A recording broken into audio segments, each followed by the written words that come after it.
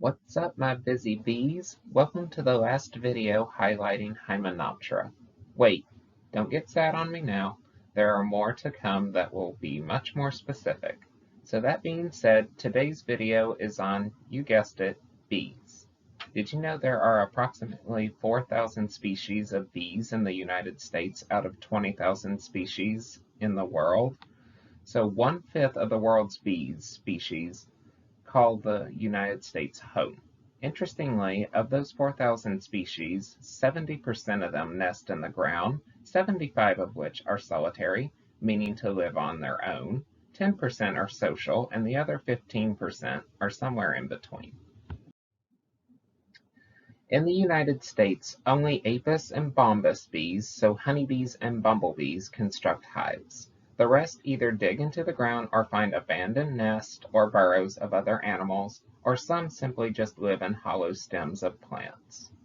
Honeybees, bumblebees, mason bees, and leafcutter bees are very popular to be kept in people's gardens due to their valuable pollination services. A lot of people who are unable to keep bees due to allergies often elect to put out houses with tubes for mason bees to come and lay their eggs into, so they will get the benefit of pollination by bees in their garden without having to risk being stung and possibly have a bad reaction. Bees, especially honeybees, are some of the most iconic pollinators due to their association with honey, but honestly, honey is the least beneficial product we get from them. Honeybees and bumblebees shadow over the other 19,998 other species due to their use in agricultural settings. Honeybees are able to be transported all across the country, and nearly every country around the world has honeybees.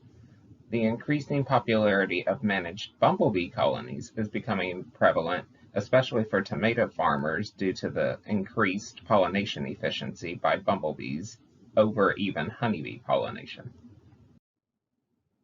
As stated, the majority of bees are solitary and either live in the ground or a hollow stem of a plant. But social bees, such as honeybees and bumblebees, construct hive nests that are composed of a caste system of a reproductive queen, and depending on if it is a bumblebee nest or honeybees, there could be a few hundred to several thousand worker bees and a very small amount of drone bees. For honeybees that have an average of 30,000 plus members, there are usually only around 100 drones in a colony. Pollinator conservation is very important to me because pollinators deserve to be protected so they can go about their pollinating and keeping ecosystems balanced. My philosophy is that it is our job to protect, preserve, and conserve all life on Earth. There are causes such as Save the Bees, which is a noble cause. However, they indirectly shift focus more on honeybee conservation and not quite as much on native pollinators. Remember where I brought up mason and leafcutter bees? Likely for a lot of you, this is the first time you've ever heard of them. If not, that's wonderful.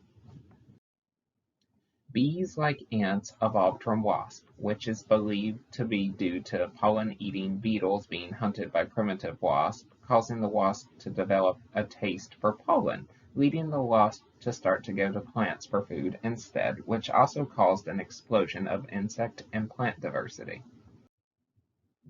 How can you help bees? As always, you can help pollinators in general by reducing the use of agrochemicals. In a later video, I will discuss why fungicides are very harmful to bees in particular. Stay tuned for that.